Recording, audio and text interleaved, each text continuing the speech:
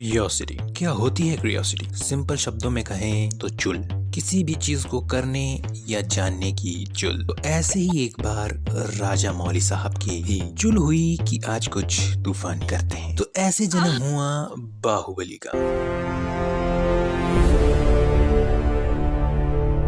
शिवा जो एक सुबह नदी में एक हाथ पर लटका हुआ था, लेकिन शिवा के मन में बचपन से ही चुल थी कि माँ वो ऊपर क्या है माँ? शिवा बचपन से ही जल पर्वत पर चढ़ता रहता था, लेकिन वो कभी भी सफल नहीं हो पाया जब तक कि उसको जल पर्वत से ये मुखौटा नहीं मिला। दोस्तों, आपने वो कहावत तो सुनी ही होगी कि ठरक में इंसान कुछ भी कर जाता है, जिसे सभ्य लोग कुछ इस तरह कहते हैं कि हर सफल आदमी के पीछे एक औरत का हाथ होता है। हाँ, तो बस फिर शिवा उस जल पर्वत पर चढ़ जाता है to have some sex.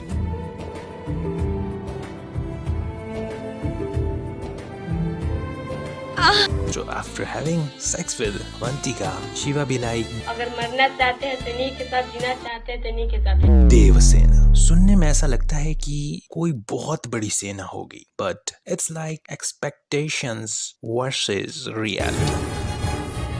So Devasena कैद है माहिष्मती साम्राज्य में। अब वो क्यों, वो तो सेकंड पार्ट में पता चलेगा, लेकिन देवसेना का मानना है मेरा बेटा आएगा। एंड फाइनली उसका पुत्र आ जाता है। और ऐसे शिवा देवसेना को आजाद कर लेता है कुछ समय के लिए। परंतु शिवा देवसेना को लेकर कुछ ज्यादा ही सीरियस हो जाता है और बाकी सब शिवा को लेकर। 50 वर्ष पहले माहिष्मती साम्राज्य में दो बच्चों का जन्म हुआ, एक बाहुबली और दूसरा भल्लाल देव। दोनों ही बच्चे थे, लेकिन समय के साथ बच्चे बड़े होने लगे। ऑब्वियसली एक तरफ बाहुबली जो सबका आदर सम्मान करता था, दूसरी तरफ भल्लाल देव जो सबका मदर फादर करता था, लेकिन दोनों ही पावर एंड विद्या में एक बराबर थे। परमेश्वर मेरे दोनों पुत्रों पर समान कृपा करके मेरी परीक्षा ले रहा है। महामंत्री, आगे की चुनौतियाँ और कड़ी कर दीजिए।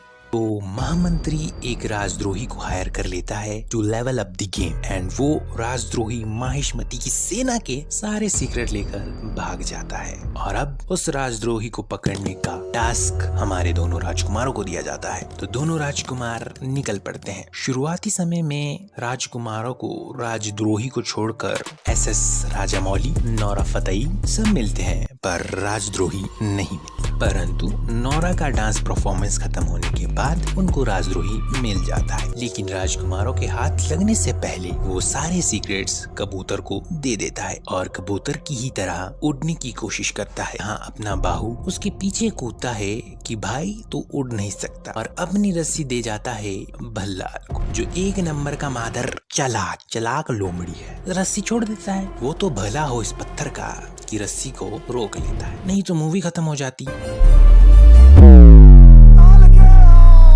तो अब माहिष्मती सेना के सारे राज कालकेयी के पास है, पर अपना कालकेयी निकला अनपढ़ गवार। सेना के सारे राज होने के बावजूद भी बिना प्लानिंग के युद्ध करने आ जाता है।